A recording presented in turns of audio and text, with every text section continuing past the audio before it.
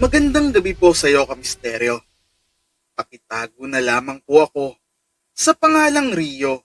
Nasa 9 o 10 anyos pa lamang ng mga pagkakataon na iyon. Sa mga makaka-relate sa kwento ko, comment nyo na lamang po kung alam nyo kung ano yung ginawa ng lolo ko. Ano nga ba itong sinasabi kong katapangan na ginawa niya? Tara, at umpisahan na natin ang kwento ko. Bata pa lamang ako, ay malapit na ako kay Lolo Jose. Di niya tunay na pangalan. Nag-iisa po pala akong anak, Kamisteryo.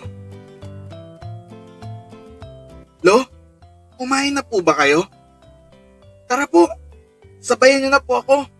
Sila nanay at tatay po kasi aalis at check up po ni nanay sa bayan. Ay, apo, sige na, kumain ka lang dyan. Di pa naman ako gutom gawa ng naparami ata ang aking inalmusal. Malamang sila nanay mo ay busog pa din. Dahil sabay-sabay kami na kumain kanina pagdating ko. Ganun po ba, lo? O sige po, wag po kayo aalis ha. Siyempre naman apo, kaya nga ako pinapunta ni nanay mo dito. Di ba? Para ipakisuyo na bantayan ka habang wala sila. O siya, sige na kain na. Mga bandang 4:00 ng hapon na nang makauwi sila nanay. At awang-awa ako kay nanay dahil batid ko sa wangis nito na hapong-hapo ito at tila ba'y babagsak na sa kanyang karamdaman. O anak, dali dito at umupo ka na. Di akong pagod na pagod ka sa lakad ninyo. Anong sabi sa konsultasyon sa'yo? Hinang-hina ng pakaramdam ko, tay.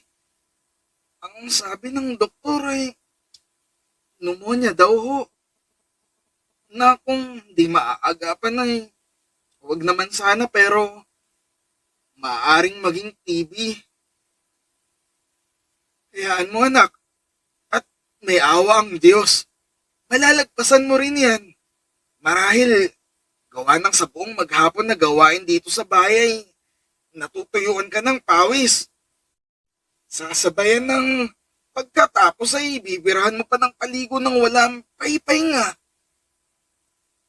Isa din nga daw po yan tay sa marahil na naging rason sabi ng doktor. Nako, tay, malagpasan ko lang ito ay talagang aalagaan ko ng aking katawan. Mas malaking gastos pala kung isang tabi mo ang sarili mo, ano?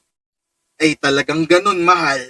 Kaya nga, ang lagi kong payo sa'yo ay maghinay-hinay dito sa bahay. Dadalawa pa lang naman kayo ni Rio dito. Malaki naman ang anak mo. Di na pabigat yan. Lalong wag mong ugaliin matuyon ng pawis sa likod.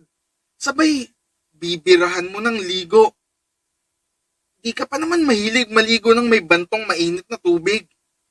Wala kang pake kahit napakalamig ng tubig.